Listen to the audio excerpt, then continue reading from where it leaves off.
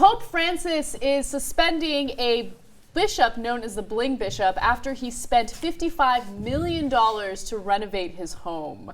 Now, I find it hilarious that he's known as the Bling bishop, but just to give you a sense of how much he spent on really irrelevant things for his home. The total was $55 million, but he spent $20,000 on his bathtub, which I must admit, bathtubs are important to me, so that kind of sounds awesome. $35,000 on a single conference table. $1.1 million on a garden, and $4 million on a private chapel. Jesus. So did he get thrown out for spending all that money or for being gay?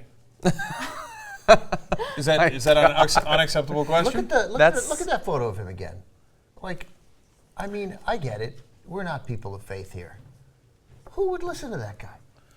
Like in that funny outfit, yeah, right? That funny, ridiculous outfit that, like, if a guy on that were on Game of Thrones and they cast somebody in that, like, the director would be like, it's too much.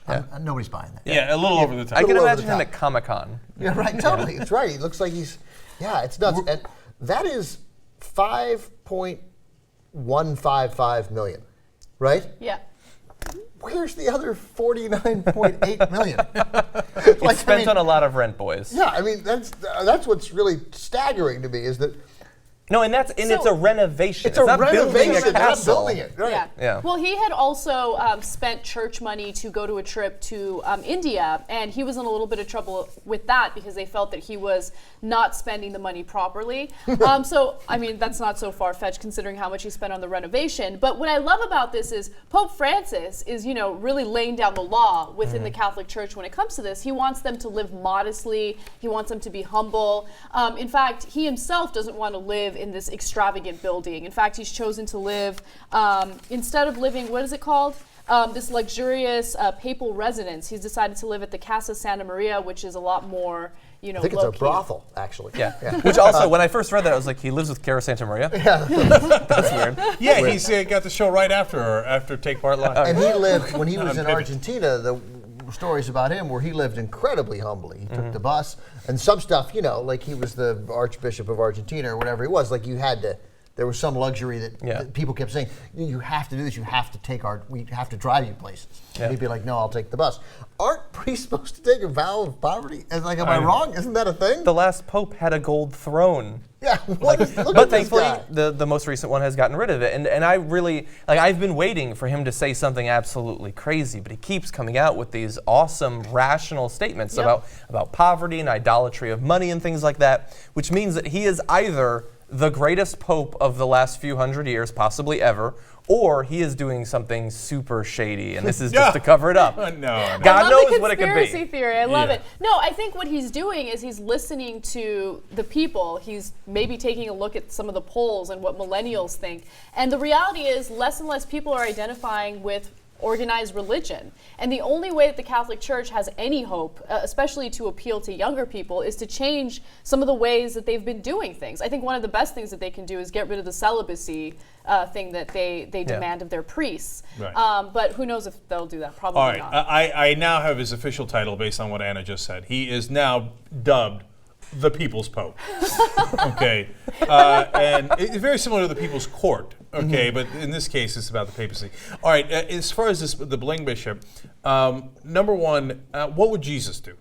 I don't think he would do a $55 million renovation of his abode. Which we haven't mentioned. His predecessor, this guy's name is Bishop Franz-Peter Tebartz-van Elst. Oh, okay. On, please. On name alone. $7.5 million was the renovation approved, which is already, whatever, too much. I bet it was okay before. But to take it from 7.5 million to 55 million, and he's got himself convinced that this is I'm giving glory to God, And if he really, and you wonder, is there a chance that he really believes that, or is he just a wildly corrupt mother? Yeah. Number two, I'm beginning to love this Pope, right? Obviously I don't believe in Catholicism, but as long as someone's doing the right thing, I mean, as I've said many times, my hero is Martin Luther King Jr., who's a very powerful reverend and talked about Jesus Christ all the time, right? So there's no reason why we can't disagree on religion and ideology, but agree on decency and morality. And he seems to be just terrific across the board so far. I said the jury was out when he first came in because, yes, he lived very modestly and he had a lot of good progressive ideas, but he also had some history where he said, well, he could go the other way, right? Yeah. But it looks like so far he's been, forget progressive or conservative, just like, actually, like Anna said, like gives a damn what his actual followers care about. And this is a great example of it. I mean, who isn't ecstatic that he took this guy down after wasting $55 million of the church's money? Yeah. You know, and then on the lighter note, come on, you might be the kind of bishop that spends $20,000 on a bathtub, $1.1 million on a garden. I mean, come on. I really want to see what that bathtub looks like, though. The story is from Gawker. Pope Francis suspended Germany's infamous Bishop of Bling today after learning the bishop spent as much as $55 million renovating his official residence, including a Bloombergian $20,000 on his bathtub. Like, again, I think you're like they have to be missing something. Like, I wouldn't have picked out the $20,000 of the bathtub. They spent $55 million. Like, I'm already thinking I'm not buying it. Like, they're pocketing some money. Like, there's enormous corruption in whatever this is.